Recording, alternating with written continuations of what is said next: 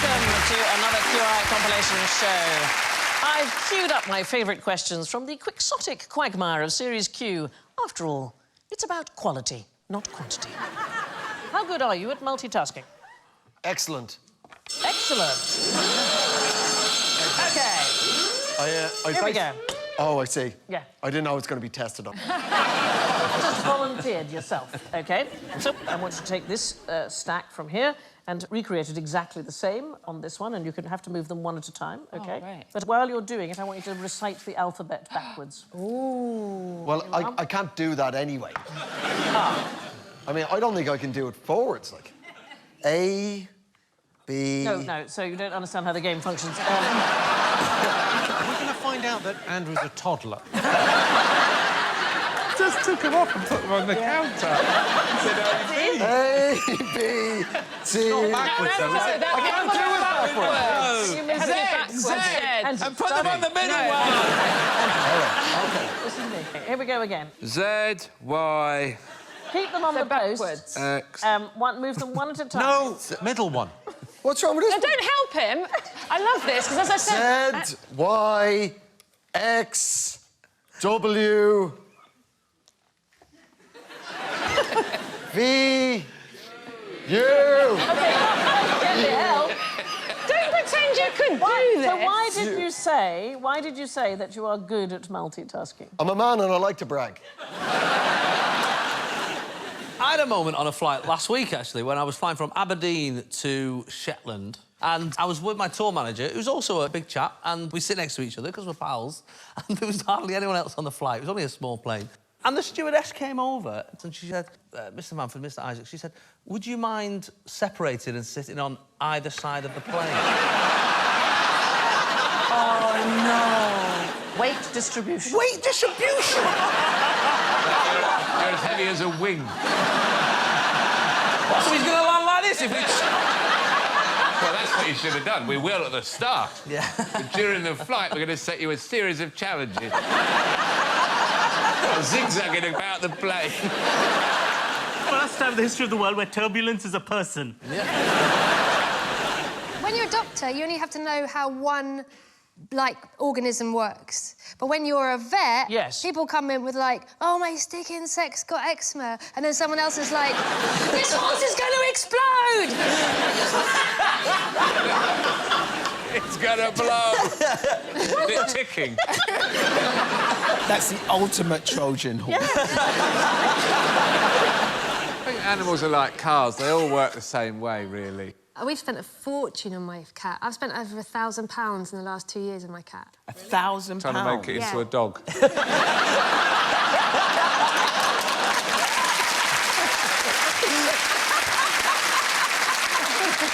So, what's wrong with the bloody thing, apart from it's a cat? They're hard to come by, cats, aren't they, after all? You know those bits of elastic that keep chicken legs together like that? It swallowed one of those and it went all through its system, tied up tied it all up. Anyway, she died, so that's fine. Oh my God. Well, I wasn't going to pay £1,000. Come on.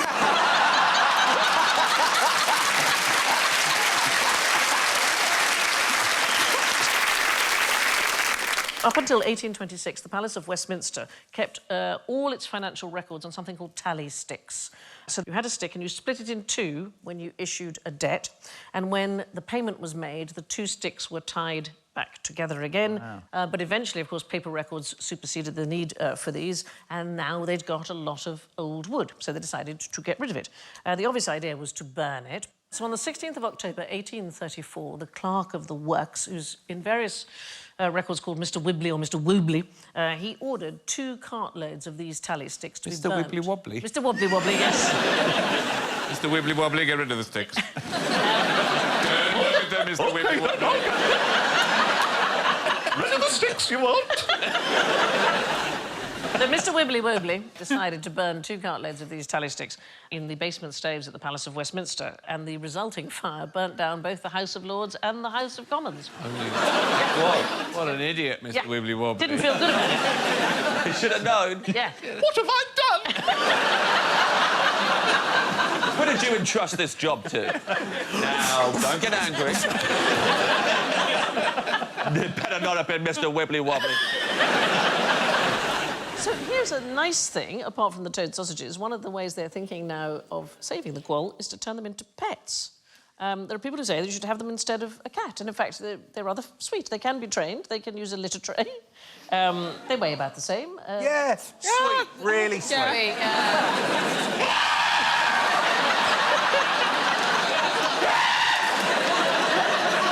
that working out? Have you got your foot sticking out from under the duvet and that gets hold of you? They do have the second biggest bite force quotient. So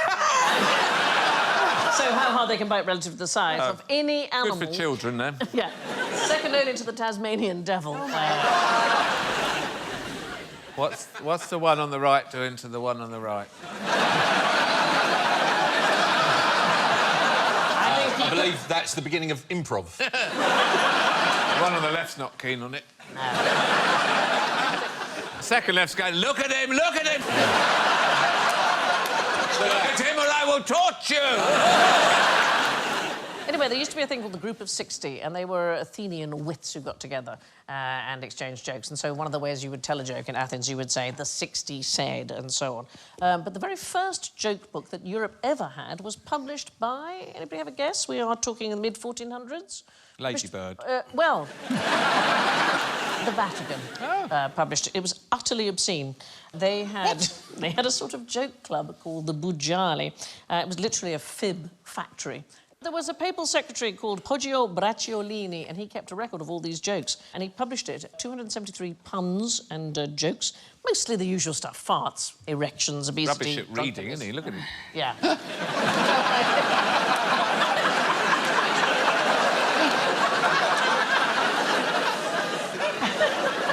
Excuse me, is that Athena? The frame of my picture has fallen on my head.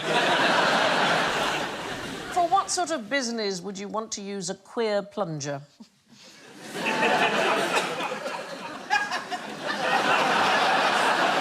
I once had a nightmare with a plunger. So we had a New Year's Eve party, and then the next day our toilet was blocked. And I thought, oh, I'll nail this. I'd never used a plunger before. Right. Difficult to use. Yeah, I thought I'd just whack it down there. Whacked it down, and it suctioned just onto the bottom of the toilet. Brought it up. All I had was the piece of stick. And now I didn't just have to unblock the toilet. I had to get my hand in there to get the... What can't I hear you do in space?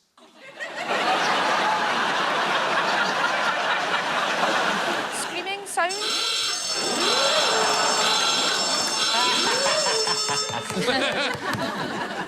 So you can hear screaming then? Well, it's a vacuum, right? Sound can't reverberate. But there are conditions where you could hear a scream, and that is what I'm going to come to. Yes, I know, but she got you there. No, she has not got me there, because the question as it was presented by my learned friend was, what can you hear in space? Answer scream. And I said, because space is completely silent, which he said, and I went, did I just talk to myself? No. Because I just said What I did not say... Oh, God, I wish I was in space!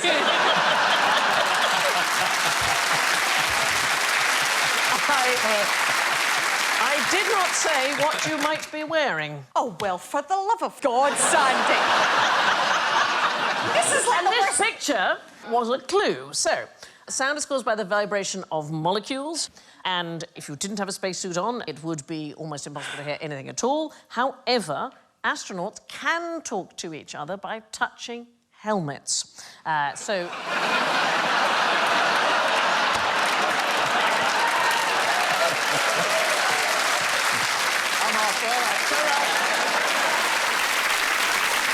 the sound vibrations, they travel through the air inside the spacesuits and inside the glass, enough for them to be able to communicate with raised voices. And in fact, NASA teach this to the astronauts as a sort of backup in case radio communication fails. Sure. So we're going to try it. Is that why you don't get any lesbians in space? You've both got helmets. Pop them on.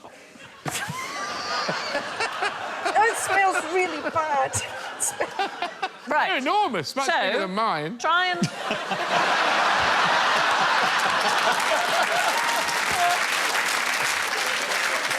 It's much bigger, but mine looks exactly like Caesar. Stand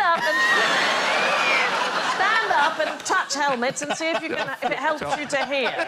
Now talk to each other. Hello. I've always loved you. I just like... Does it make a difference? Hello. Hello. Not really, Sandy, I'll be honest. We can't hear you. Can I take it off now? No. Yeah, no, go ahead. Could you feel the vibrations through the helmet? I don't think I could really hear, but I don't really understand her at the best of times, so... No, that is fair. Would you like to meet Vomiting Larry? No. What, have you got a thing about I've vomit? just closed my eyes. You continue. No, we're not actually going to show vomit. We're just going to talk about it a lot. Oh, I thought somebody called Larry was just going to come meet us. It's going to be a volcano or some kind of weird beetle or something. It's not a volcano. It is a humanoid simulated vomiting system developed by UK's Health and Safety Laboratory in Derbyshire by researcher Dr. Kat Mackeson Booth. And there is Kat, and there is Vomiting Larry, right Hello. there. Sorry.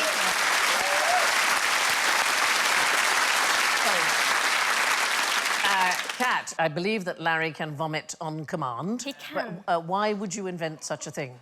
So we're looking at infection transmission, so we want to identify how far vomit spreads so that we can help clear it all back up again and prevent transmission of fluid. Presumably, I'm going to guess it's further than we think the little pool of vomit... Yeah, it'd kind of fill with all the droplets and splash most of this bit of the studio. No. Wow. Yeah, but you wouldn't be able to see it, so when you come to clean up the main bulk, you'd stand in it, spread it everywhere. So you're just carrying on, but even when you think you've cleaned it all up? Yeah. Why is he called Larry? Because the head of the system's called Airway Larry. So it's for when medical students are practising laryngoscopies. Yeah, so I think that's where the Larry thing is. I'm thinking about it. Do the medical students not provide enough vomit? I mean... But they can't do it on command, so, you know. It needs to be 1, 2, 3, go. Yeah. Like that. OK, so now, we can't have Larry actually vomit, you'll be very pleased to know. However... Come on, Lawrence. We do have a film of Larry. We're going to have the film without sound, but if any of you lovely people would like to join in and create the sounds that you imagine Larry might make, then help yourselves. Why, of course. Yeah, let's have it. You only had to ask one. Here we go.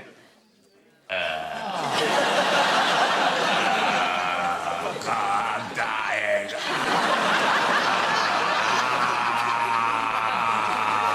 It's coming out of my arse as well.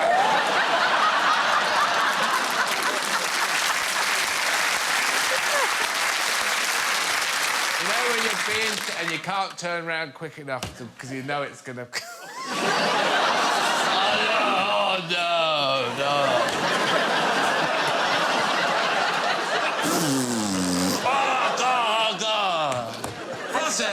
Flush me. Yes, I'm so sorry, darling. Here's another interesting fashion for royals. Louis XIV, he had a fashion that courtiers should have one long fingernail. Why was that? My husband's got one special toenail for scratching his eczema. It's awful, isn't it? Is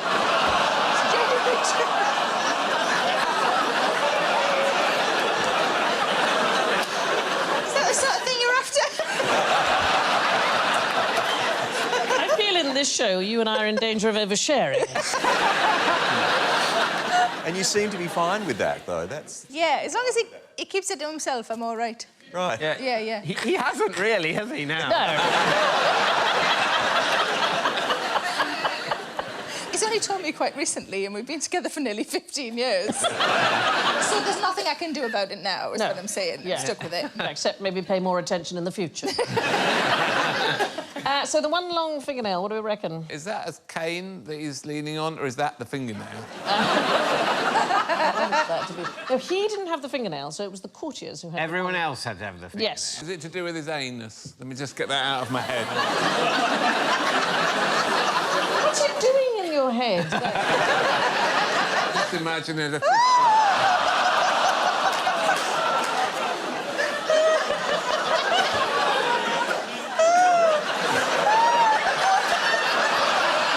That is your takeaway from this show. Yeah. irritating termite with a fingernail up Louis XIV's arse. Now... So in this reality, he said, I want any of you to be ready. Yeah. There's no telling who I'm going to ask to stick their fingernail up my anus. No, so I want you all to grow it. I don't want it to be a specialism. I want to say, you, now!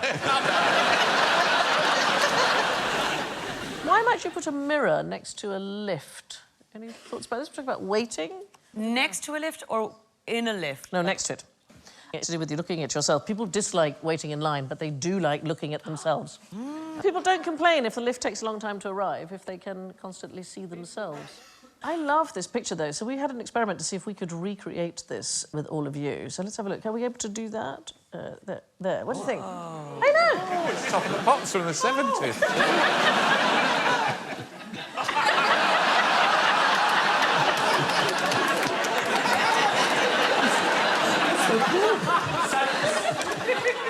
I love it. It's like a giant centipede. That's brilliant. That's really good fun. Wow! Can we do like the swimming thing where we go...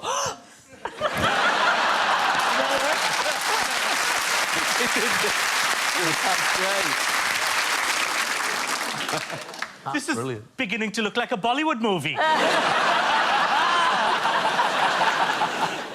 Have you heard about the carrot swindle? Do you know about the carrot swindle? I know about the carrot swindle. When you go to your self-serve checkout, everything you put on for whey, you just press carrots.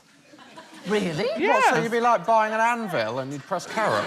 Yeah, so you put down, what's an expensive vegetable? Prosecco.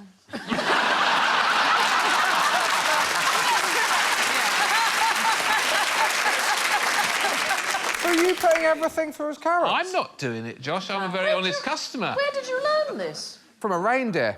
No, it's because what they found, the supermarkets, the reason they started to become suspicious was because they were selling millions of tons of carrot and that thousands and thousands of bottles of Prosecco were being stolen. Wow. So they started to watch people, and sure enough, people just putting all their washing on the thing, pressing carrots and putting it in. All their washing?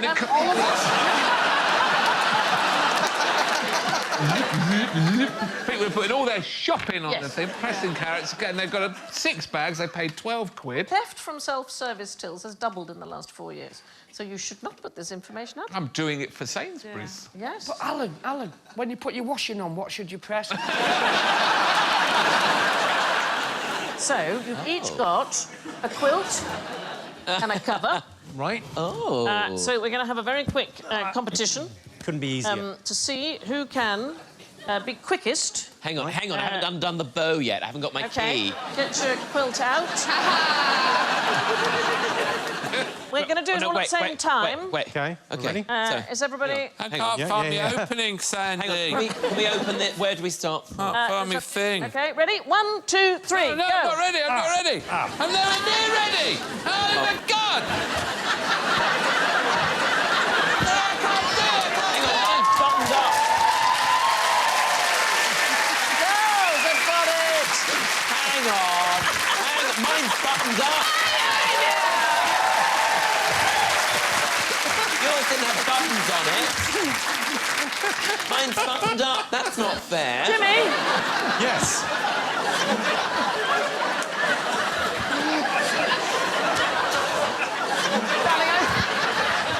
He has staff to do it for him. Are you all right? Mind your hair. What happened? I think it's all right. I did, yeah. I mean... Jimmy, wow. I think I'm not the only one who's amazed it stayed on. Let's talk about different kind of cues. So when you are on the phone... Oh, yeah. What's the worst thing about that, do you reckon? It's when the computer doesn't get your accent. I get that a lot. I used to ring the Odeon film line. I used to work for them. Be careful. The Odeon film line to find out... This is going back, isn't it? Yeah, that's the job I Find had. out the times of the films. This is even before DVDs. Yes, before So which Odeon cinema are you interested in? Yeah. And I would say, Holloway. Yeah. And it would say, did you say Manchester? Every time! That's exactly it. That was similarity between the two words. There's almost no letters that are the same. Actually, that was just one of us.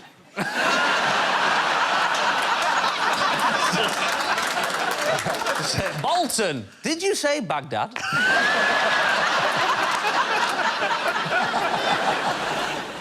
Ancient Greek kylix. So this is a wonderful thing. It's a shallow drinking cup for wine. It's similar to one of these cups, but it had obscene pictures painted on the inside, which were gradually revealed.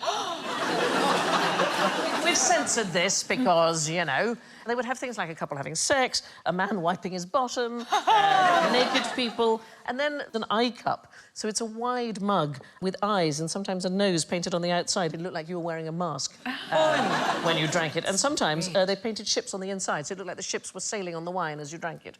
I think we should have more fun with cups. How great that you're drinking, you're getting pissed, and at the bottom of the cup is something that you're probably going to do. You know, when you're done with like an instruction manual? Yes, like, you know what, this is where this is heading. Oh, I feel like that just kind of cuts to I would chase. be really annoyed, though, if I got to the end of my cup and I was like, so what, now I have to learn the flute as well?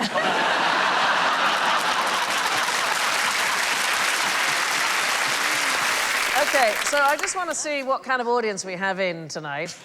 Who would like us to remove the pixels? Put your hands up. Who's quite happy with it being censored? Like, listen. Oh, my. No one at all. All right, let's The remove best the audience. pixels and see what's behind. It's going to be a flute. Literally nothing. Genuine disappointment. What a tease. Especially for him. Our queuing advice is to really rile people up by ignoring the instructions at an airport and standing on the left of an underground escalator. That's really upset you. No. That's the You know, only that's thing I care about after Brexit. Yeah. Well, that's only down here that's a problem. That is London. It's a real London. only London. It's not even a... It's not even questioned anywhere else. Stand wherever you want. You stand wherever you want? Yeah, it's not a thing. Do what you want. Just a thing down here. Stand on the right. Not in anywhere else. Fucking stand on the right.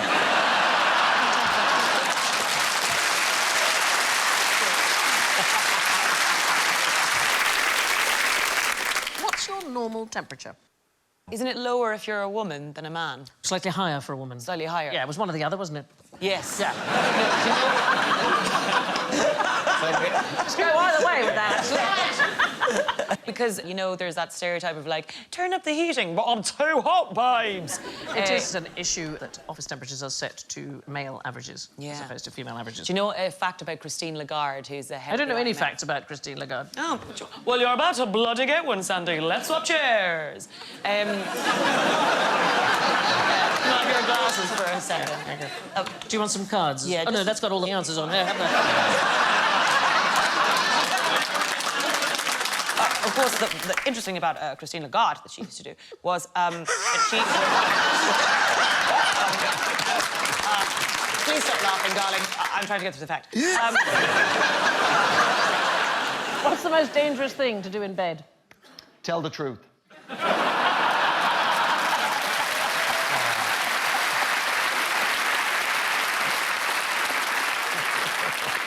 Anybody else? Reverse cowgirl?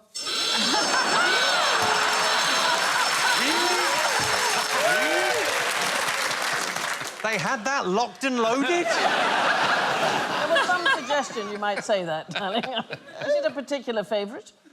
Yeah, how did they know? Am I the only person who noticed that you said DVD?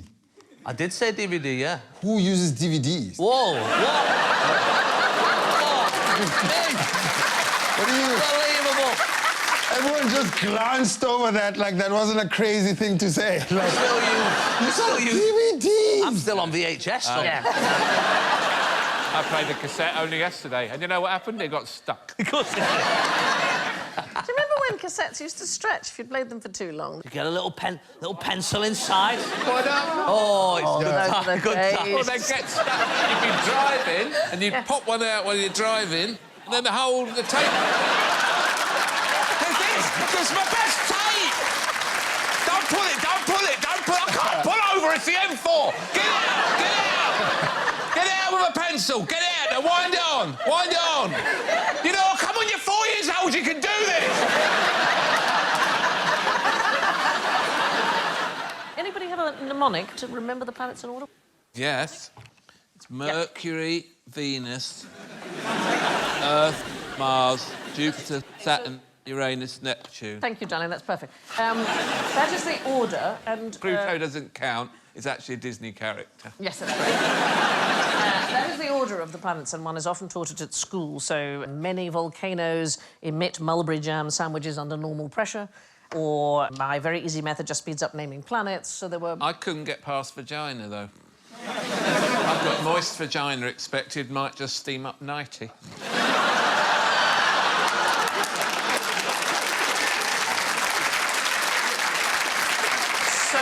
So weirdly, that's probably the one I'm going to remember. Anybody else? Alice, you've got one? Mine's quite depressing. OK. Mum's vacant expression means Jane sulks unless noticed. Wow, you were a jolly girl at school. My favourite is Mary's virgin explanation made Joseph suspect upstairs neighbour.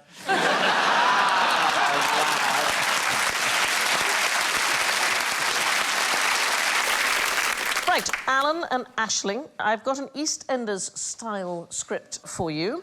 I'm actually going to take a small part in this myself. Oh. I know. So, you know, big gestures, big pausing. Here we go. OK.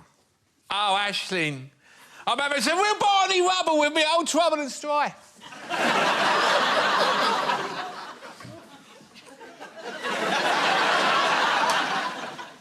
She found a pair of your Anna Wickers in my Lucy locket.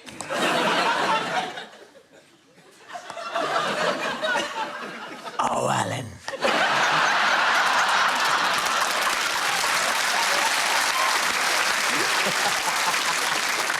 You absolute donor.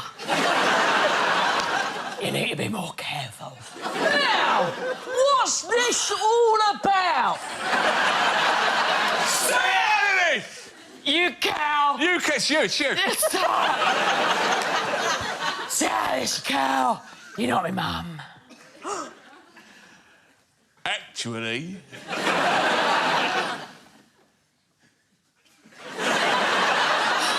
she is. And